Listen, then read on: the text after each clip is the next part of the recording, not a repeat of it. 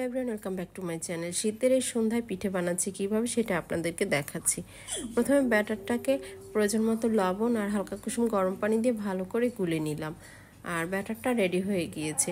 চুলায় লোহার সাজ গরম করতে দিয়েছি, সাজ গরম হয়েছে। এখন বড় চামচের সাহায্যে সেই ব্যাটারটা দিয়ে দিচ্ছি।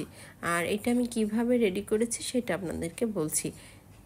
3 পট পিঠের চাল আর 1 পট ভাতের সিদ্ধ চাল, এই 4 পট চাল সকালবেলা ঘুম থেকে উঠে ভিজিয়ে রেখেছিলাম 3 ঘন্টার মতো।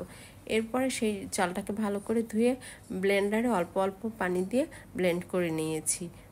এবারে 1 ঘন্টার মতো ঢাকনা দিয়ে ঢেকে রেখেছিলাম। এরপরে বিকেলে পিঠে বানিয়ে নিয়েছি। আর এমনি করে যদি আপনি পিঠে বানান, পিঠে খেতে দারুণ হয়, নরম সফট, খুবই সুন্দর হয়, পড়ে না কিছু না, মানে যে কোনো পিঠে সুন্দর করে বানাতে পারবেন। আর মেশিনে করে নিয়ে আসলে তার পিঠে অতটা ভালো হয় না খেতে, অতটা নরমও হয় না। তো আমার এই তো পিঠে বানানো হয়ে যাচ্ছে, আপনাদেরকে দেখাচ্ছি। আর প্রথমে সাজের পিঠে বানাতে গেলে প্রথম 1-2 সাজ পিঠে অতটা ফুলে না। এরপর থেকে আপনি যতবার বানাতে থাকবেন শেষ হওয়া আগ পর্যন্ত পিঠেগুলো ফুলে একবারে ঠোসা ঠোসা হয়ে যায়।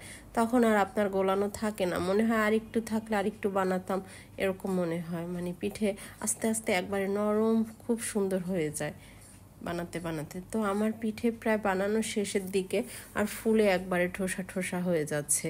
আর এগুলো আমি দুধে ভিজাবো, দুধ চিতই বানাবো কিভাবে সেটাও আপনাদেরকে দেখাচ্ছি।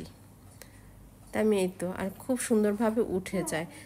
আস্তে আস্তে যখন সাজটা গরম হয়ে যায় তখন পিঠেগুলো সুন্দরভাবে উঠে যায়। আর আমরা এই পিঠে প্রায় সকালে বানিয়ে খাই, সন্ধ্যায় গুড় দিয়ে খাই, এমনি এমনি খাই, খুব ভালো লাগে খেতে এই ধরনের পিঠে। সকালে কোনো দিন রুটি না বানিয়ে এই পিঠে বানিয়ে খেয়ে নিই।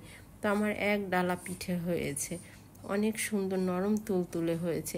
আমরা কিছু খালিও খাবো আর কিছুটা ভিজিয়ে রাখবো, সকালে পরের দিন সকালে খাবো।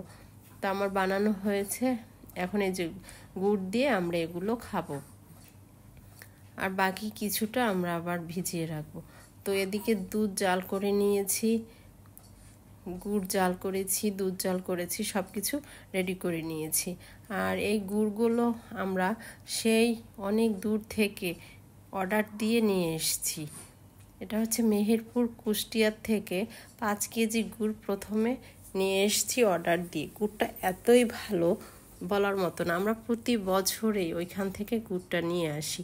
এবারও শীত শুরু হওয়ার মাত্রই আমরা অর্ডার দিয়ে গুড়টা নিয়ে এসেছি।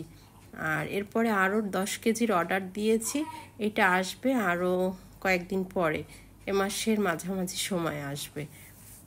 তাই তো এই গুড়টা দিয়ে আগে খেয়েছি, এখন এই দুধ গুড় জাল করে পিঠেগুলোকে ভিজিয়ে রেখেছি।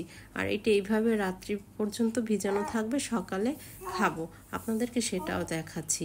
ভিজানোর পরে ফুলে কেমন হয়েছে পিঠেগুলো, একবারে টসটসে হয়েছে, রসালো, একবারে নরম তুলতুলে। এমনিতেই বানানোর সময়ও নরম ছিল, এখন তো আরও রসালো হয়েছে।